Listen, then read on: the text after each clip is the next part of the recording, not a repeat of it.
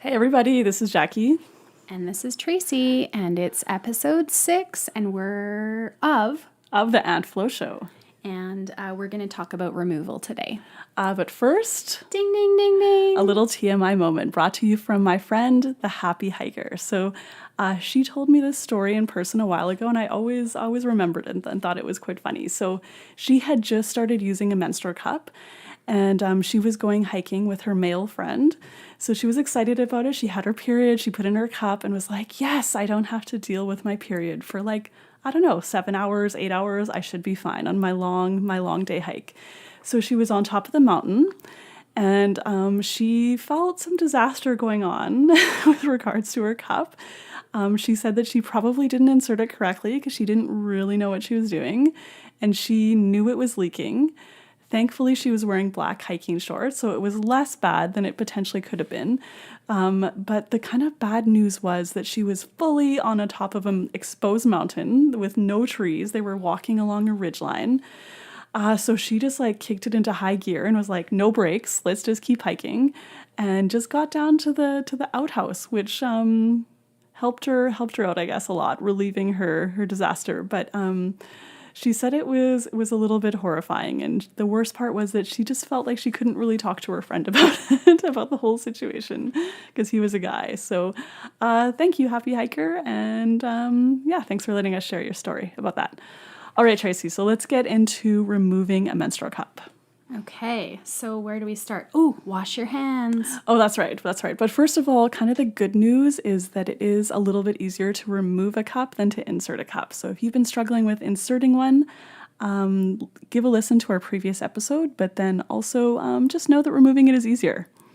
Perfect. So wash your hands, and then what are some common positions that people like to use, Tracy? So I think, well, there are 3 suggested positions. Number 1 is sitting on the toilet and spreading your legs open. So this is a good position to try, especially when you're in a public restroom or bathroom like that. You can easily access your vaginal opening and remove the cup then. And second position to try would be squatting in front of the toilet. So, and this can kind of help to shorten the vagina and change the position and angle in which you can access your cup. So that would be second one. And some people do the squatting one in the shower. I think that's the kind of position if you want to do it in there. Okay, and then the third option would be to put one leg up on a bathtub ledge just to change the angle a bit. Now this does change the angle that your vagina would be in, so just to keep in mind, if you're lifting your right leg, your uterus, your vagina is going to be pointed towards your left leg on an angle, so it might help you that way. So Tracy, what's your personal preference? Mine is on the toilet for sure.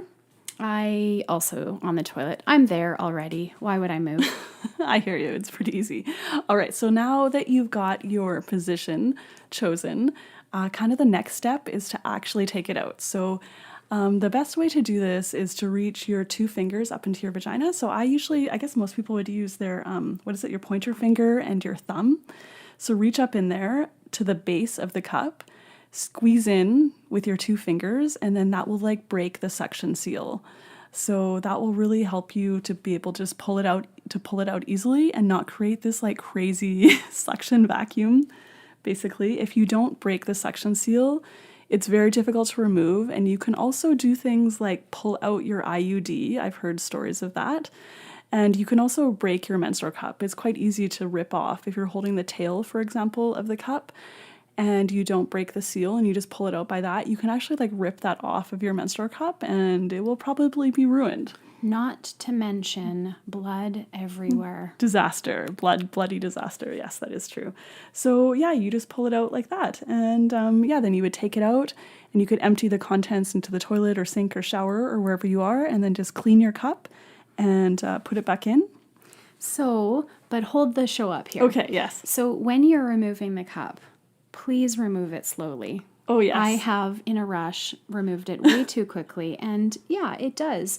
It does spill. So I think my cup's usually pretty full when I'm removing it. So remove it slowly, and like Jackie was saying, from the very base of the cup, not the tail, because if you are using the tail, then it once you've got it out, it's just going to flop right over. And we have a little TMI moment from the lady in red tights. I think she was in episode 1 or 2, and she was at the shopping mall and pulled out her cup too fast and ended up getting blood all over her white leggings, and her mom had to come rescue her at the mall. So it was a bit of a disaster. So Tracy has some wise words for you here. So slowly, slow and steady.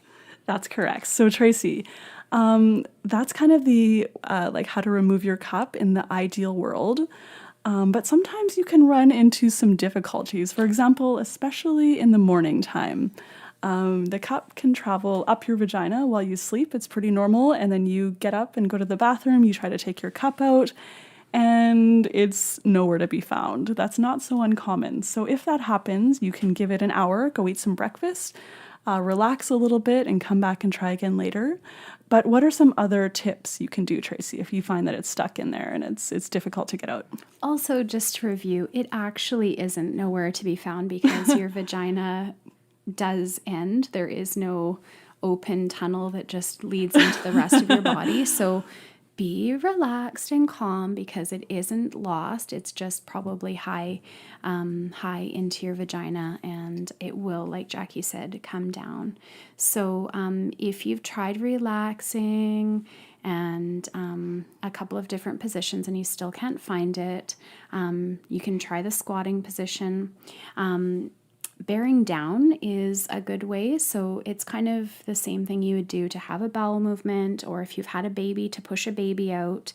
If you just kind of push pressure down into your pelvic floor, then you can push your cup down lower. Of course, if you have strong muscles, you don't want to be doing that too aggressively. You just want to gently bear down, and this will help to lower your cup. And then the other tip you can try is to reach up, and if you can't reach the base, which is actually where you should be squeezing in to pull the cup out, you can pull down gently on the tail of the cup. Just to like lower it down a little bit. Just until you can reach the base. So that's kind of the goal. You wouldn't pull it out entirely with the tail, but you just want to reach the base through that. And you can do that in combination with bearing down, and that will usually get most people some really good results with that. So next, let's talk about a little bit of a special circumstance, Tracy, if you have a very high cervix. So people with high cervixes, their cervix is deep within their vagina, and so when you do put the cup in, it does go quite up high into your vagina. So definitely bearing down will help you here. Also, too, there are longer cups that you can purchase that you'll be able to use better because they will be longer and easier to get. Yeah, so the average menstrual cup, like the Diva cup, for example, is 70 millimeters long. And then you can get some low cervix cups that come at around like 50 millimeters or so, or 55. And then there's some longer cups that would be something like 75 or 80 millimeters. So if you have a very high cervix, then you'd certainly want to consider one of those cups that are more than 70 millimeters long. Yeah. Okay, and one other final comment. When you're choosing a cup, if you're worried about removal, there are different types of stems on cups. So you can get things like just like a smooth stem, one with like little balls or ridges. There's even some that have like a ring on the end. So the ones with the ring and the little balls are easier to remove than the ones that just have like a kind of a just flat or smooth stem. So yeah, keep that in mind when you're buying your cup. I had definitely a challenge removing one of the cups that I used first. It had a smoother stem with two tiny little ridges, but it was not enough.